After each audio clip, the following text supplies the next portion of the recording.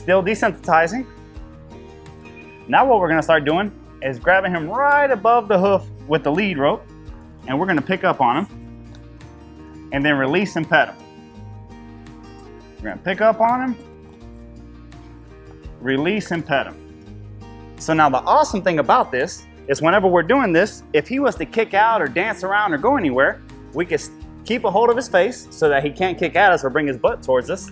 And all the dancing and everything that he might do, he won't get a release, so he won't get that big aha. The next thing we'll do here, now that we're getting that leg up, we're gonna reach under and grab his tippy toe. Just like that. See how he took it away there? Look how the lead rope is still on him.